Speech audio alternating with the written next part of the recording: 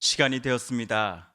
다 같이 사도신경으로 신앙 고백하시며 2024년 3월 5일 화요일 새벽 기도에 함께 시작하겠습니다. 나는 전능하신 아버지 하나님 천지의 창조주를 믿습니다. 나는 그의 유일하신 아들 우리 주 예수 그리스도를 믿습니다.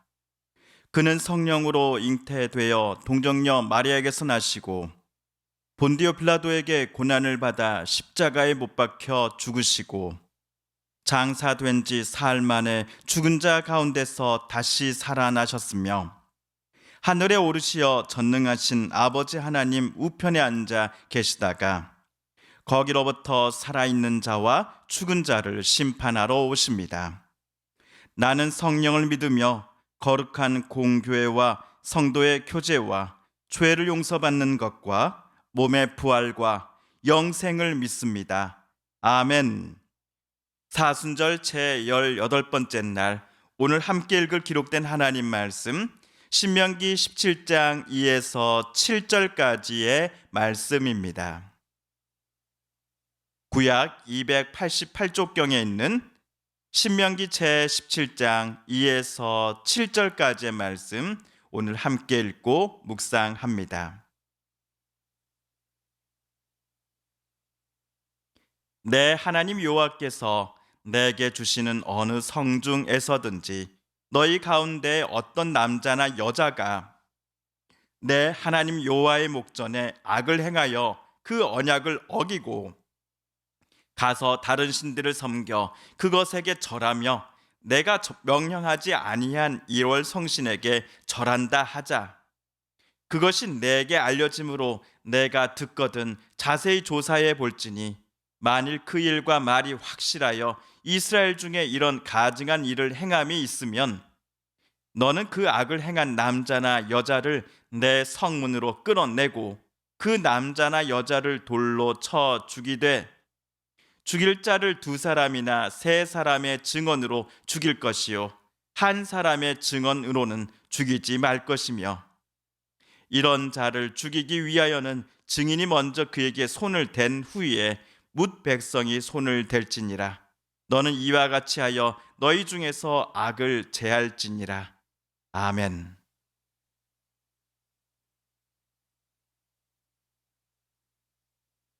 지난주 목요일과 금요일에 이어 오늘 화요일 본문에서도 모세는 종교 제의 관련하여 제3번째 규정을 이스라엘 백성들에게 말하였습니다. 참고로 모세가 앞서서 말한 종교제의 2가지는 다음과 같습니다. 첫째, 내 하나님 여호와를 위하여 쌓은 제단 곁에 어떤 나무로든지 아세라 상을 세우지 말고 자기를 위하여 주상을 세우지 말라. 둘째,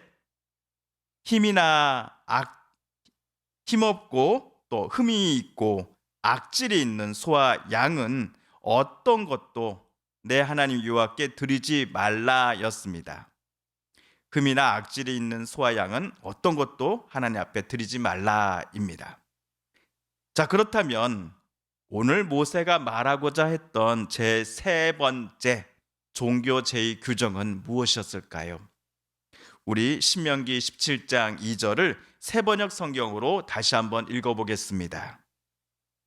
주 당신들의 하나님이 당신들에게 주시는 성읍 안에서나 당신들 가운데서 남자이든 여자이든 주 당신들의 하나님의 눈에 거슬리는 악한 일을 하여 그의 언약을 깨트리고 모세는 이스라엘 백성들이 지금은 모압 땅에 머물러 있지만 앞으로 요단강을 건넌 후 가나안 땅에 정착하여 살게 될 미래를 염두에 두고 있습니다. 이스라엘 백성들은 자기가 속한 각 지파가 제비 뽑은 결과에 따라 가나안 땅을 분배받아 그곳에 새로운 성읍과 마을을 구축해 나갈 것입니다. 그런데 오늘 모세가 우려하는 사람들이 있습니다. 주 당신들의 하나님의 눈에 거슬리는 악한 일을 하는 사람들입니다. 이들을 가리켜 모세는 하나님의 언약을 깨트리는 사람들이다라고 말하였습니다. 그렇다면 하나님의 언약이란 구체적으로 어떤 것을 여기서 모세는 말하고 있었던 것일까요? 우리 3절을 보도록 하겠습니다. 다른 신들을 찾아가서 섬기며 내가 명하지 않은 해나 달이나 하늘의 모든 천체에 엎드려 절하는 사람이 생길 것입니다. 이제 좀 알겠습니다. 오늘 말씀 3절에 따르면 해, 달 그리고 하늘의 수많은 별들을 향해 엎드려 경배하며 절하는 사람들을 가리켜 하나님의 언약을 깨트린 사람들이다라고 모세는 말한 것입니다.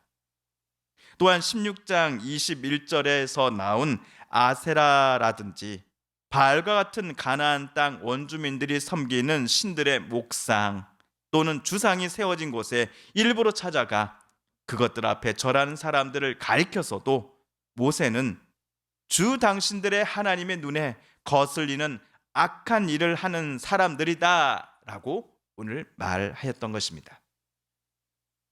여기서 잠깐 우리 출애굽기 20장 2에서 6절을 찾아 함께 읽어보겠습니다. 시작. 나는 너를 애굽 땅 종 되었던 집에서 인도하여 낸 내 하나님 여호와니라. 너는 나 외에는 다른 신들을 내게 두지 말라. 너를 위하여 새긴 우상을 만들지 말고 또 위로 하늘에 있는 것이나 아래로 땅에 있는 것이나 땅 아래 물속에 있는 것에 어떤 형상도 만들지 말며 그것들에게 절하지 말며 그것들을 섬기지 말라. 난 내 하나님 여호와는 질투하는 하나님인즉 나를 미워하는 자의 죄를 갚되 아버지로부터 아들에게로 3, 4대까지 이르게 하거니와 나를 사랑하고 내 계명을 지키는 자에게는 1000대까지 은혜를 베푸느니라. 방금 읽은 출애굽기 20장은 십계명이 적혀져 있습니다. 애굽에서 막 탈출하고서 3개월째에 시내산에 도착한 이스라엘 백성들에게 하나님은 모세를 통해 십계명을 주셨습니다.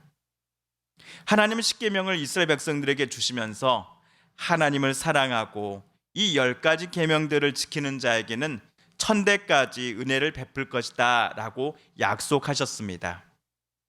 이스라엘 백성들은 여호와만이 참 하나님이시요 그들을 애굽에서 탈출시켜 주셨고 해방시켜 주신 하나님이시다라는 것을 늘 기억하며 살아가기를 하나님은 원하셨습니다.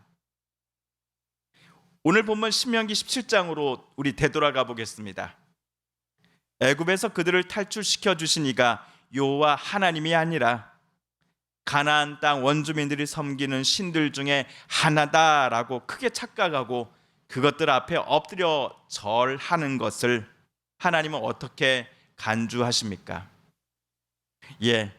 이스라엘이 하나님과 시내산에서 맺은 언약을 먼저 깨트린 것으로 간주하시겠다라는 것입니다. 하나님과 맺은 언약을 잘 지키며 하나님이 모세를 통해 주신 율법들을 잘 준수해 나갈 때에 하나님은 그들에게 1000대까지 복을 주시겠다라고 약속해 주셨습니다. 하지만 1월 성신 등을 찾아가 경배하려는 이들은 하나님께서 주시겠다라고 하는 복을 스스로 걷어차 버린 사람들인 것입니다. 하나님의 눈에 가증한 일을 행한 사람들입니다. 그렇다면 하나님과의 언약을 깨트리는 것과 마찬가지인 가증한 일을 행한 사람들을 이스라엘 백성 공동체는 앞으로 어떻게 해야 한다라고 모세는 오늘 말하였습니까? 4절에서 모세는 그 일을 자세히 조사하라고 말했습니다. 그 일이 정말 사실인지 아니면 누군가를 음해하려는 거짓 소문인지를 조사를 통해 명확히 밝혀내야 합니다. 신명기 16장 18절에 따르면 각 성읍의 재판장들과 지도자들이 이 조사를 담당해야 할 것입니다. 조사 후에 그것이 사실로 결론 내려졌다면 당사자들을 성문 밖으로 끌고 나가 투석형에 처해야 합니다. 투석형을 앞두고서도 적어도 2명 이상의 증인의 증언을 우리는 들어야 합니다. 절대로 한 명의 증언만 듣고서 투석형을 해서는 안 됩니다. 2사람 이상의 증인들의 말이 일치하는가를 듣고서 투석형을 실시해야 됩니다. 그만큼 신중에 신중을 도모했음을 우리는 알 수 있습니다. 자, 2명 이상의 사람들의 증언이 일치할 경우 마침내 투석형이 시작되는데, 제일 먼저 돌을 던지는 사람이 오늘 말씀 7절에 따르면 누구입니까? 방금 증언을 했던 사람 중 한 명이어야 합니다. 여기에 무슨 이유가 있었을까요? 자, 투석형은 재판장이 내리는 최고의 형벌입니다. 곧 사형입니다. 그런데 만약 그의 증언이, 이 증인의 증언이 거짓이라고 한다면 그는 무고한 사람을 죽인 것이 됩니다. 이 경우 그는 증인이 아니라 무고한 이의 생명을 앗아간 살인자가 되는 것입니다. 이러한 이유들 때문에 투석형이라는 무서운 형벌을 행하기 앞서서 마지막으로 신중에 또 신중을 기하기 위하여 증인 중에 한 명이 제일 먼저 돌을 던질 것을 모세는 지시했을 것입니다. 성도 여러분, 여호와를 버리고 가나안 땅의 원주민들이 섬기는 신들 앞에 엎드림을 하나님께서 얼마나 미워하시고 얼마나 가증하게 생각하시는지를 오늘 본문을 통해 우리는 다시금 깨달았습니다. 그런데 모세 당시 이스라엘에게는 이롤 성신과 같은 존재들이 오늘날 우리들에게는 돈이나 명예나 성과 권력이 아닐까요? 그렇다면 저와 여러분은 모세 당시에 이스라엘 백성들의 그 어리석음을 절대로 따라가지 말아야 할 것입니다. 우리에게 참된 평화와 복을 허락해 주시겠다라고 약속해 주신 하나님을 버리고 돈, 명예와 같은 거짓되고 죽은 것들을 향해 이것이 우리의 하나님이다, 이것이 우리를 구원해 줄 것이다 라고 엎드리고 절해서는 안 될 것입니다. 사순절 탄소금식 캠페인 책자, 오늘은 사순절 제 18번째 날 유인물을 저와 여러분 함께 읽겠습니다. 탄소금식 40일의 여정 제 18번째 날, 봄맞이 대청소로 미니멀 라이프 도전하기. 오늘 말씀은 누가복음 3장 11절의 말씀입니다.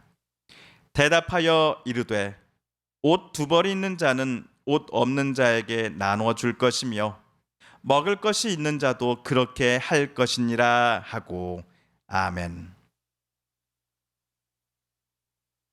봄을 맞이하며 오랫동안 쓰지 않은 물건, 필요 없는 물건을 버리거나 정리해 봅니다. 정리하면서 나오는 물건들은 쓰레기로 버리기보다 창조 세계를 돌보는 방식으로 처리합니다. 다음 질문으로 오늘의 묵상과 실천 내용을 돌아보면서 지속적인 실천을 이어나갈 수 있기를 다짐해 봅시다. 기도 제목 1. 탄소금식을 하면서 특별히 마음에 와닿거나 남는 것은 무엇입니까? 기도 제목 2.